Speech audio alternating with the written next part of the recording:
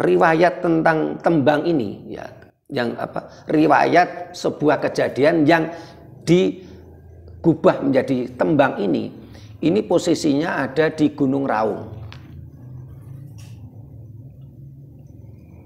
Yang waktu itu karena Prabu Brawijaya diderekne yang Sabdo Plandhana Genggong dikejar oleh orang-orang Demak. Ketemu di Gunung Raung.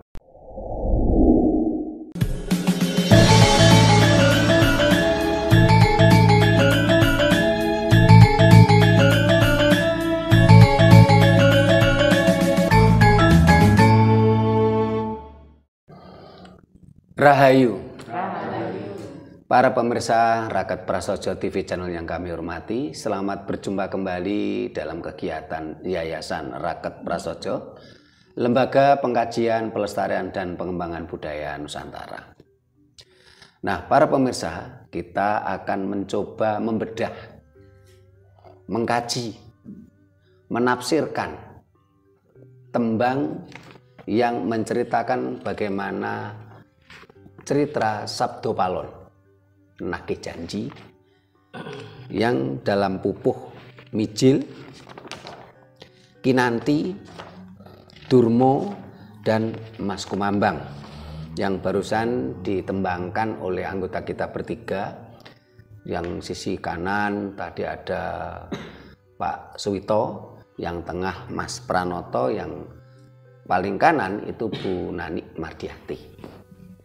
Nah, bagi para pemirsa supaya bisa kondo takon, bisa nyambung dalam bahasan, ini disimak dulu nanti videonya.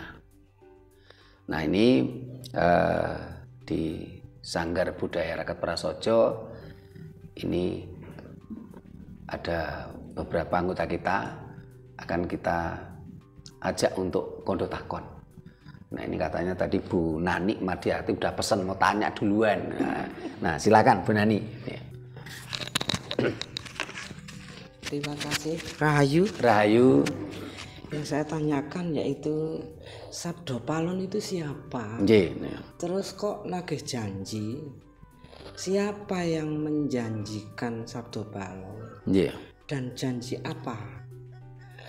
Kok sampai 500 tahun baru nagih. Terus Mas Kumambang yang saya lantunkan tadi itu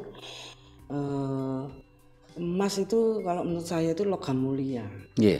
Kumambang itu apa kambang, kampul-kampul gitu atau gimana? Apa mungkin emas itu nanti bisa kambang gitu? Apa itu arti kiasan atau bagaimana? Itu saja. Matur nuwun. Rahayu. Rahayu. Nah, Mas Pranoto ada yang ditanyakan? Mumpung mic-nya di situ. Monggo. Nah. Semana terjemahan yang sebenarnya. Rahayu. Rahayu.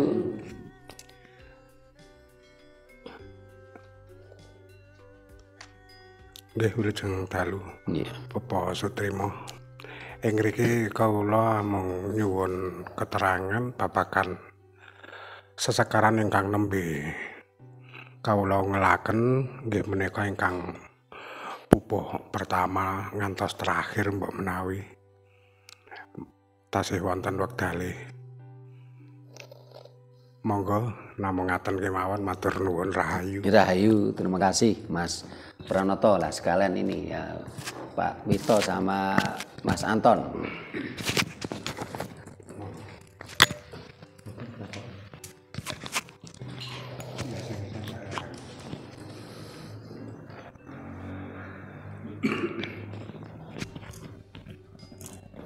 Rahayu. Rahayu. Kula badhe miterang dumateng Rama Trima babagan sekar Sabdo Palon Naya Genggong. Ingkang dipun sebataken Kidung Sabdo Palon Naya Genggong menika ingkang ngripta lajeng menika sinten Bapak? Nggih. Kula nyuwun pirsa awit kula namung saged nyekar ning boten pirsa ingkang paring ngripta sesekaran menika. Nggih. Nggih, mekaten. Nggih, terima kasih Pak Suwito. Mas Anton ada yang ditanyakan? Rahayu, Nggih, rahayu Mas Anton. Mengenai Sabda Palon Nage Janji, apakah ada situs sejarah, apakah bukti arkeolog itu aja, Romo? Nggih. Terima kasih Mas Anton. Siapakah Sabda Palon? Siapakah Noyo Ginggong? Ini yang ditanyakan oleh Bu Nani. Nah, ini terkait dengan isi dari tembang yang dilantunkan teman-teman tadi. Kalau arti Mas Kumambang itu kan arti mocopat ya. Jadi mocopat itu kan ada 11 pupuh. Ya. Mulai dari mijil, Cikinanti dan sebagainya. Kalau versi Wali Songo, pucung ini ditaruh di belakang. Kalau versi Islam ya.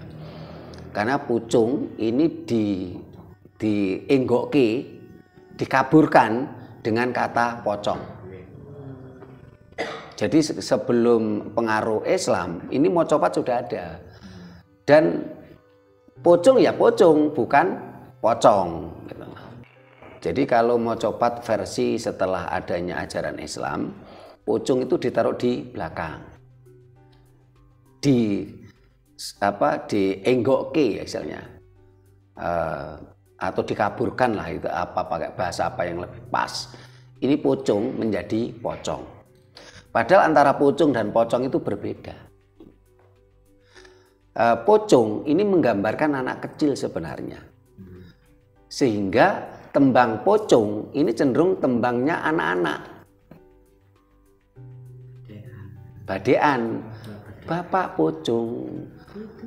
Dudu watu, dudu gunung. Bapak pocong, cangkemmu marep manduwur. Lah, ini kan tembang anak-anak. Sehingga ya mohon maaf kalau banyak sekali memang orang-orang kita ya yang mabuk ajaran Dayo ini sebenarnya sering malah menghancurkan budaya kita sendiri. Sehingga kalau kata pocong itu ditaruh menjadi pocong nggak nyambung. Karena pocong adalah orang yang meninggal, layon, mayat yang dibungkus ya, pocong. Sementara karakter tembang pucung ini karakter anak-anak. Sehingga ya ini Pak Wito yang rumahnya sumber pucung. Bukan berarti sumber pocong, akhirnya banyak mayit di sumber pucung, bukan. Nah, pucung ini menggambarkan anak-anak laki-laki yang misalnya masih lucu-lucunya gitu loh. Ya, dari kata kuncung, dari pucung. Ya. Sehingga nanti biasanya kan setelah dewasa setelah ini bukan sekedar tua, setelah dewasa menjadi pucung gelung. Karena udah dewasa. Dewasa ini bukan soal umur, tapi soal kematangan jiwa. Ya. Nah, Mas Kumambang ini kalau dalam sastra Jawa, Mas Kumambang ini menggambarkan bayi janin di dalam kandungan. Karena memang bayi janin di dalam kandungan itu seperti Mas Kumambang. Emas itu sesuatu yang berharga sekali. Kumambang karena janin itu memang di air ketuban. Kumambang. Bergerak-gerak, sehingga kadang-kadang kalau ibu hamil kan medosol sini, medosol sana gitu loh. Karena kumambang ya. Jadi Mas Kumambang dan janin tadi benar-benar kayak emas, sesuatu yang sangat berharga. Kenapa? Karena itu adalah hasil dari cinta kasih.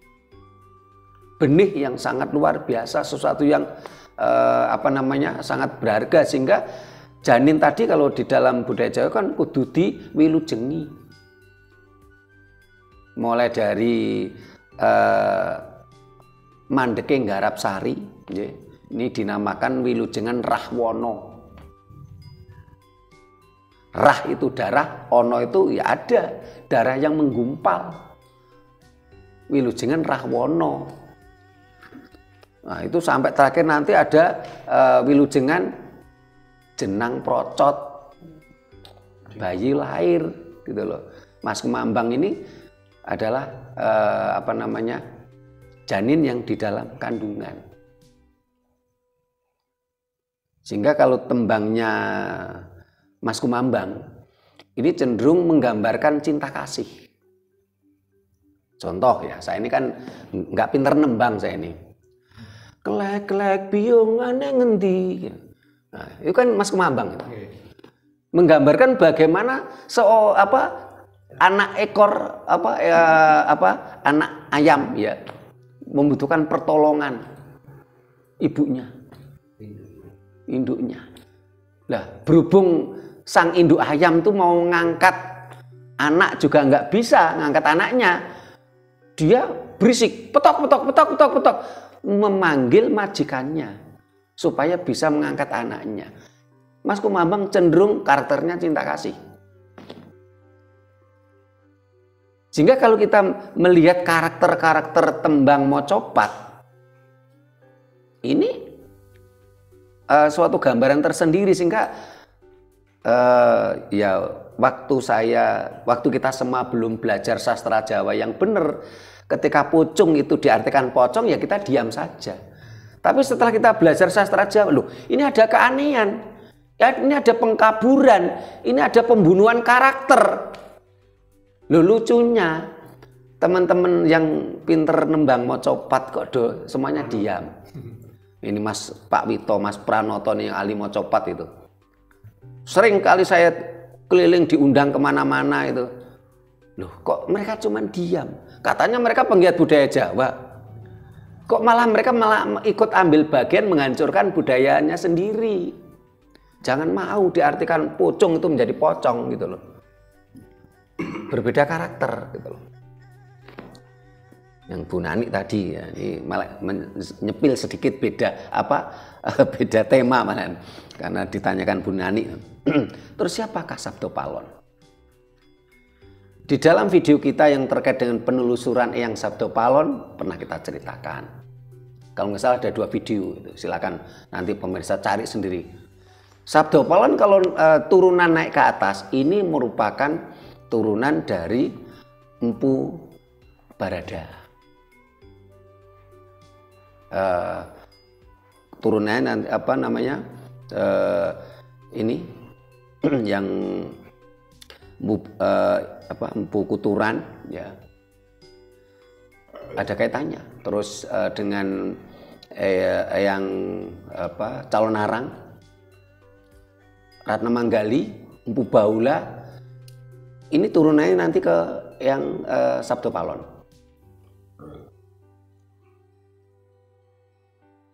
Terus saya pernah bacakan itu deretan urutnya pasnya sampai ke yang Sabdo Palon di video apa itu saya lupa saya. Termasuk nanti ada hubungannya dengan Empu Sedah dan Empu Panuluh. Jadi leluhurnya yang Sabdo Palon itu Empu Baula, Ratna Manggali dari ini yang Calon Arang.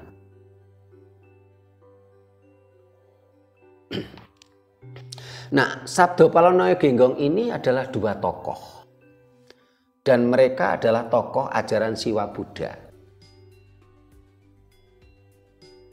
Ajaran Siwa Buddha adalah ajaran Gomo Buddhi.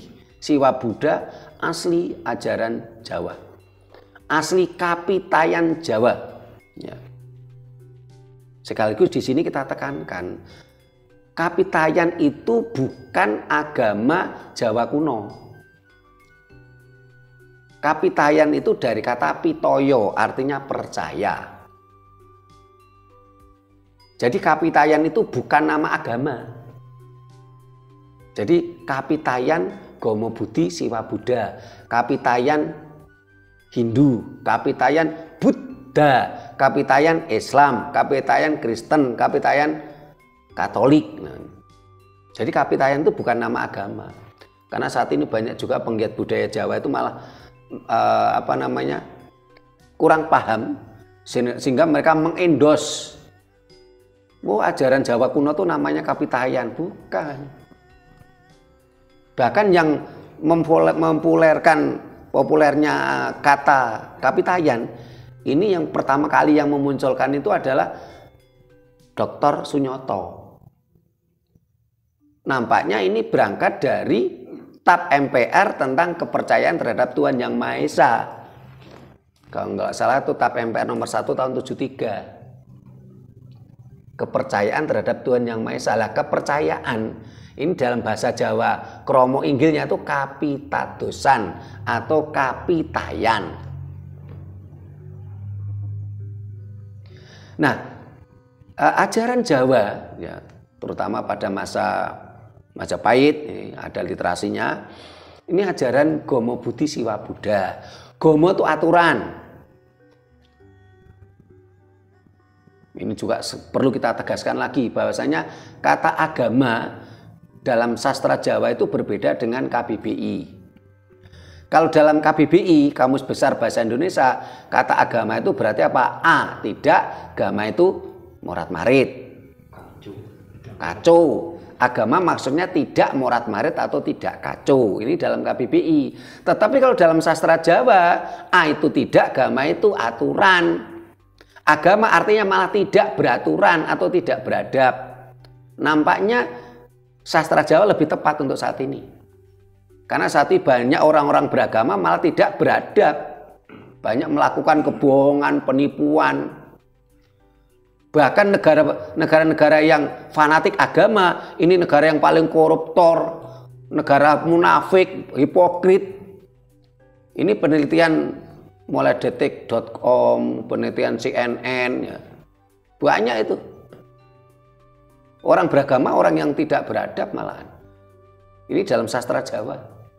A, tidak, agama itu aturan atau adab. Orang beragama, orang yang tidak beradab. Ini kalau dalam sastra Jawa. Agama itu aturan. Sehingga ada serat asmaragama.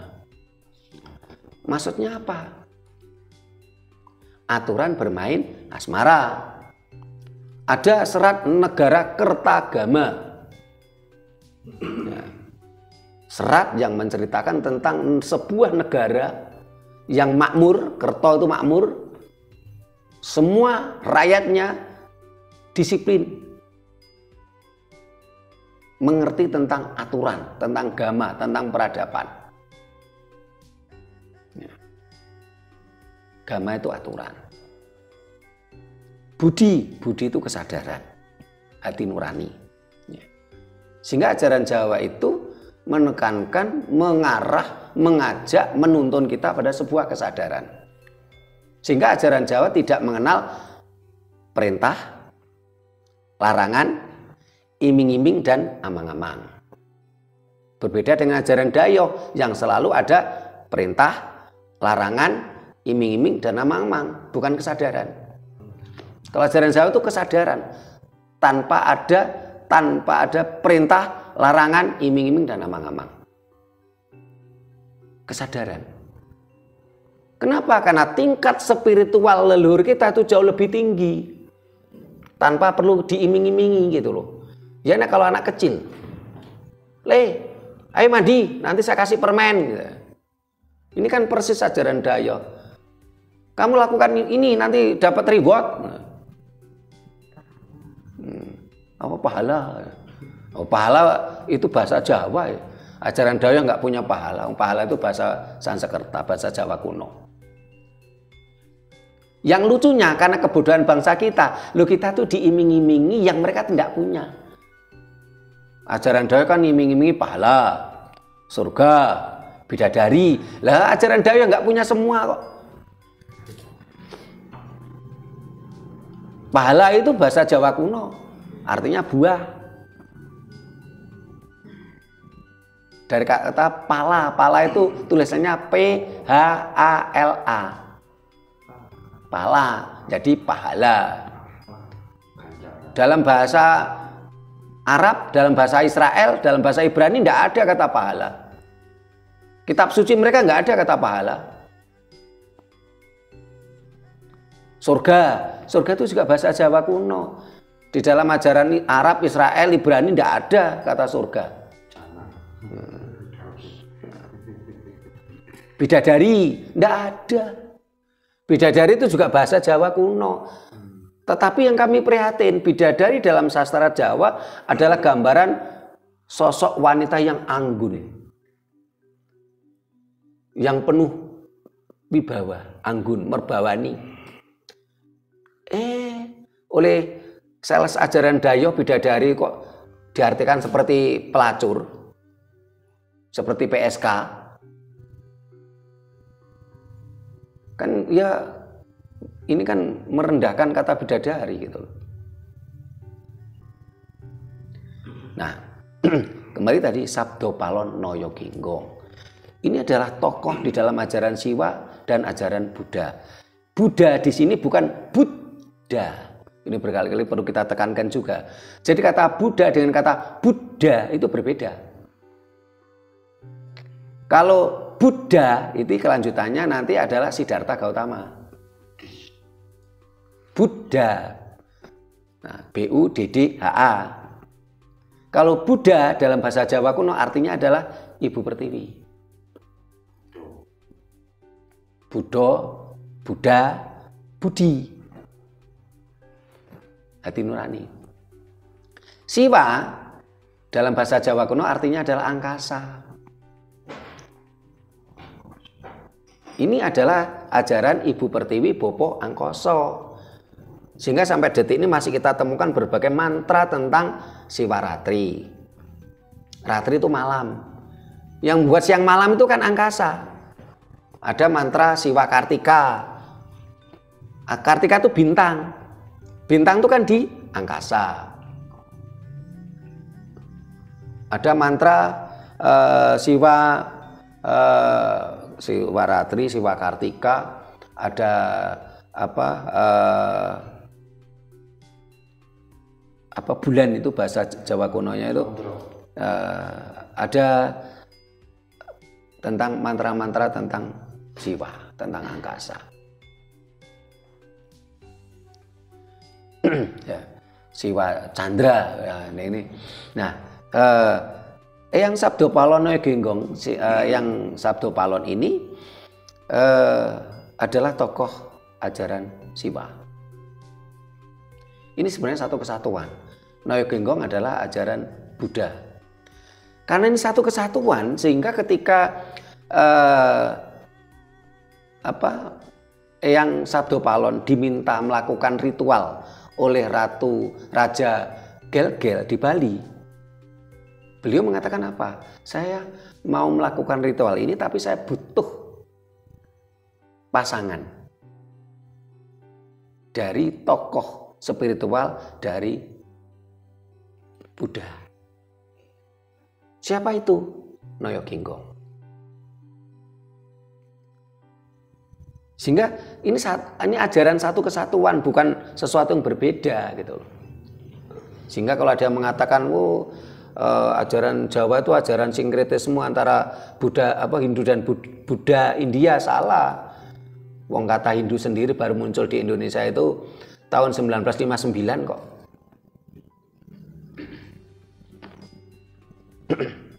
Sehingga kita pernah melakukan penelusuran tentang Eyang Sabdo Palon. Dan Eyang Sabdo Palon ini memiliki keturunan, dan sampai sekarang masih bisa kita telusuri keturunannya. Eyang Sabdo Palon itu punya istri ini dari Kediri, dari Pasuruan, dari Banyuwangi, dan dari Klungkung, dari Gelgel, ya. Kabupaten Klungkung sekarang di Bali. Ya.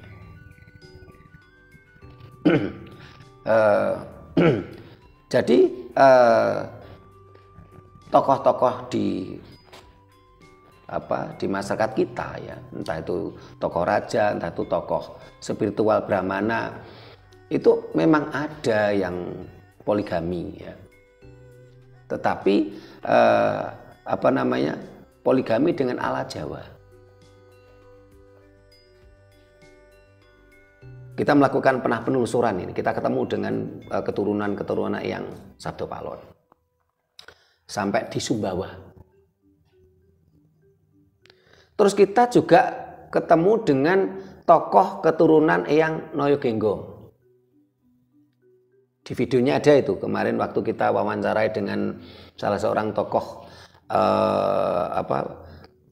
Brahmana keturunan Eyang Noyo Genggong di daerah Suranadi, di daerah Lombok, di Pulau Lombok.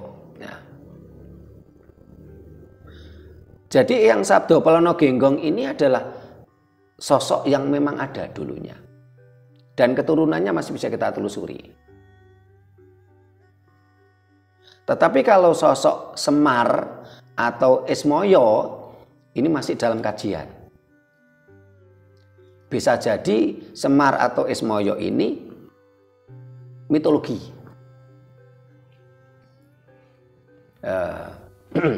Sehingga dalam Trimurti Jawa ada Tejamaya, Ismaya, dan Manikmaya. Ini tentang Eyang Sabdo Palon. Terus yang ditanyakan oleh Mas Pranoto, ya, tembang yang ditembangkan oleh Mas Pranoto, Pak Wito, dan Bu Nani tadi menggambarkan bagaimana cerita waktu itu ketika mulai surutnya kerajaan Majapahit setelah terjadi peperangan antara Majapahit dan Demak. Demak di belakangnya Demak ini ada Kesultanan Turki, Kekhalifahan Ottoman Turki, Istanbul Turki tadi ditembangkan seperti itu. Akhirnya Raja Majapahit, Raja Brawijaya itu melarikan diri. Ya. Karena waktu itu memang kalah perang. Ada yang mengatakan Raja Brawijaya ini tidak tega pada anaknya sehingga dia mengalah, melarikan diri. Ya. Tapi setelah kita telusuri dengan ada ditemukan literasi lain termasuk Serat Jayabaya yang kemarin kita diskusikan dengan salah satu dosen Universitas Jember, ya. Kenapa Kadipaten Demak itu bisa menang dengan Majapahit? Karena di belakangnya ada Kekhalifahan Ottoman Turki. Di sisi lain, Kekhalifahan Ottoman Turki sudah mengirimkan misionaris ke sini dulu untuk menggerogoti kita dari dalam.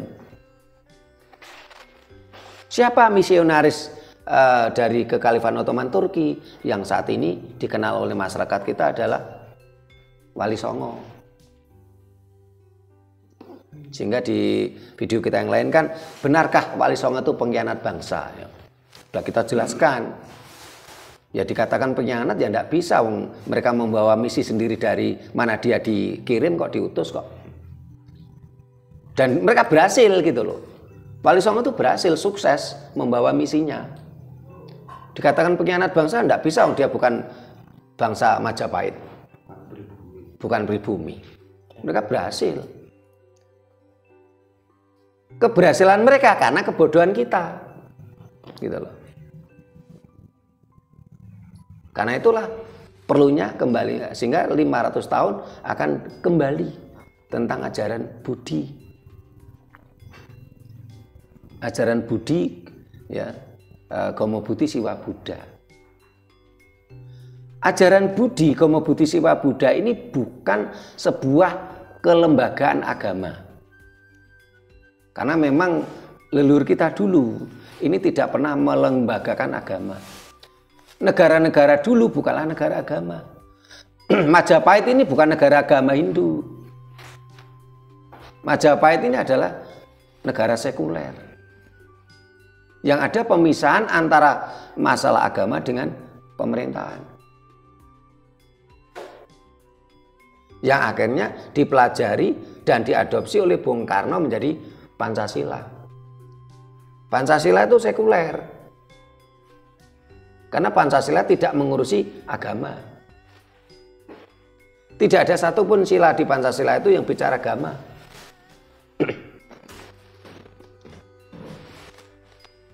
Ini tentang Sabdo Palon. Di mana tembang ini yang sering dikata tadi ditembangkan Mas Pranoto sama Pak Wito tadi. Tembang ini kalau saya lihat ada yang gubahan-gubahan sastrawan kita sekarang. Sehingga bahasanya bahasa Jawa Anyar. Nah, tetapi ada juga yang sastranya saya lihat itu Jawa Tengahan. Yang dimaksud dengan sastra Jawa Tengah itu bukan provinsi Jawa Tengah, tapi periodik sastra Jawa. Sehingga di dalam periodik sastra Jawa itu kan ada Jawa kuno, Kawi, ada Jawa Tengahan, terus ada Jawa Anyar. Kalau era Mataram itu kan Jawa Anyar, era Mataram Sultan Agung itu Jawa Anyar. Tapi kalau era Majapahit Demak itu Jawa Tengahan. Sebelum Majapahit ke sana lebih tua itu namanya Jawa kuno, Jawa Kawi. Sehingga di dalam, kalau saya lihat dari beberapa tembang seperti Dandang Gulo yang pernah kita lantunkan itu kan disebut Gomo Buti Siwa Buddha. Ini terlihat saya pelajari itu sastranya sastra Jawa Tengahan. Tetapi ketika saya lihat, sehingga tadi ada beberapa kata yang perlu saya revisi, saya baca ini kok seperti gubahan baru dengan karakter sastra Jawa Anyar.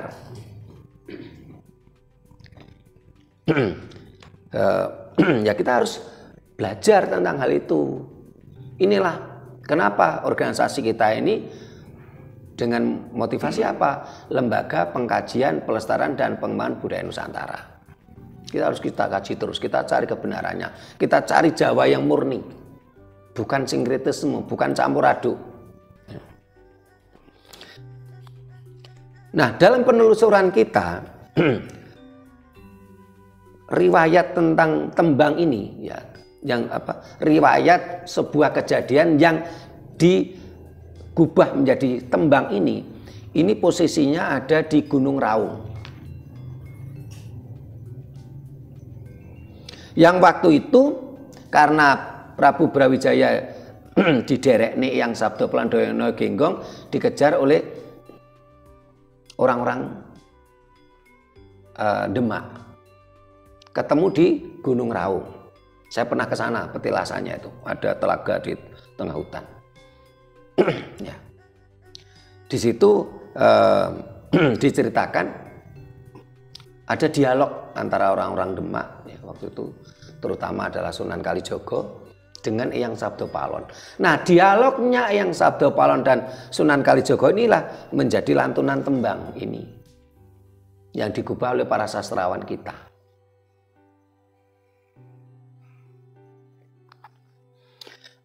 Beberapa waktu yang lalu kita ritual di Gunung Raung tadi, di tengah hutan ada telaga gitu. Ada kejadian aneh. Dan waktu itu kejadian ini dialami oleh semua yang ikut. Setelah kita ritual di Gunung Raung, kita pulang lewat Semeru, sampai di lereng Semeru, tahu-tahu mobil saya rewel. Saya waktu itu bawa mobil kuda. Akhirnya kita manggil tukang servis. Tukang servis itu nggak ngapa-ngapain. Buka kap, nggak ngapa-ngapain. Starter hidup lagi. Sampai tukang servisnya itu mau saya kasih upah nggak mau. Karena merasa tidak ngapa-ngapain gitu loh.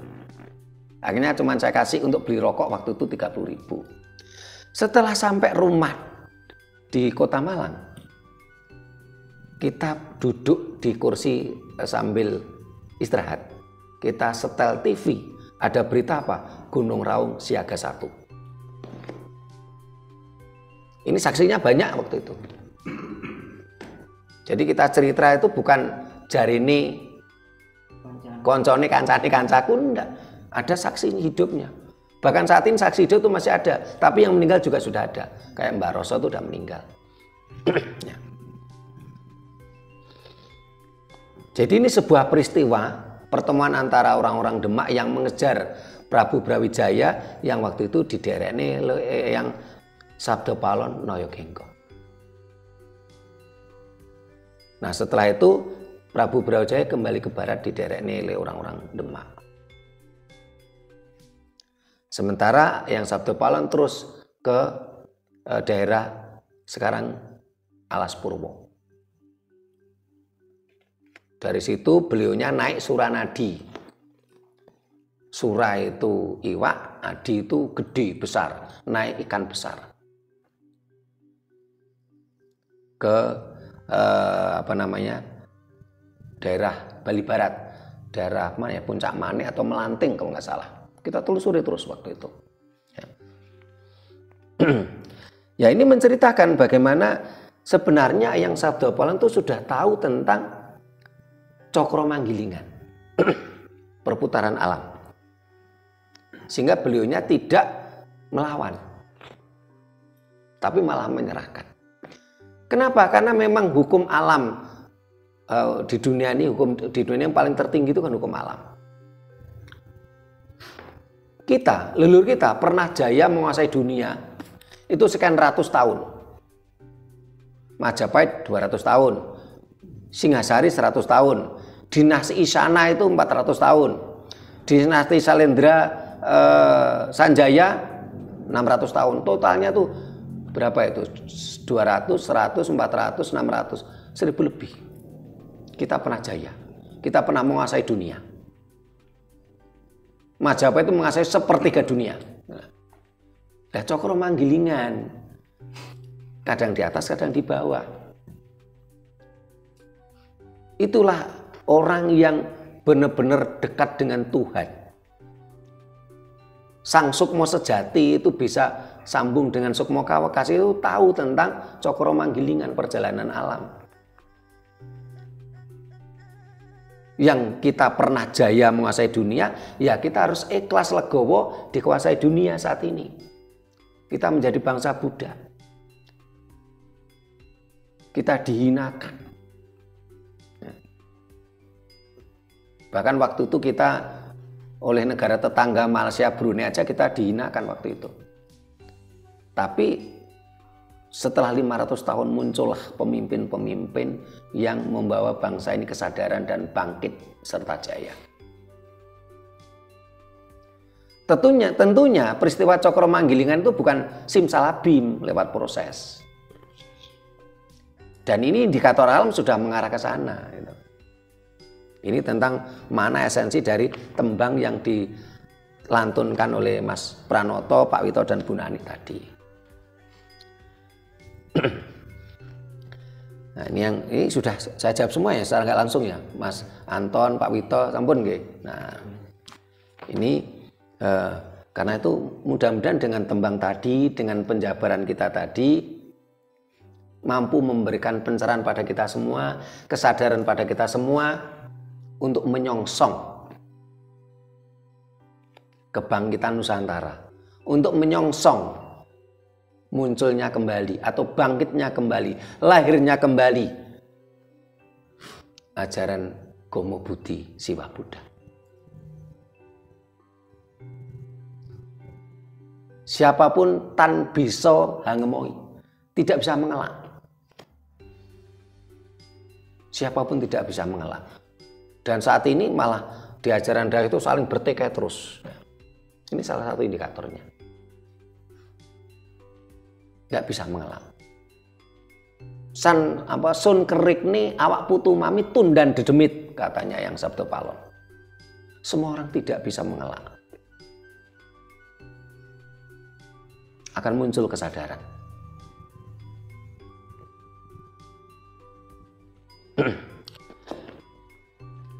Setan nanti musuh demit. Yang ini memang sedang terjadi pertempuran proxy war. Nih, kita cukupkan sampai di sini dulu. Nah, kan masih ada yang ditanyakan? Enggak? Ampun, oke. Mudah-mudahan bisa memberikan kesadaran pada kita semua. Kita menuju kebangkitan Nusantara. Kita menuju kelahiran Gomo Buddhi Siwa Buddha. Kita menjadi manusia-manusia yang merdeka jiwa raga. Terima kasih. Sampai jumpa di kegiatan kita lainnya. Rahayu. Rahayu.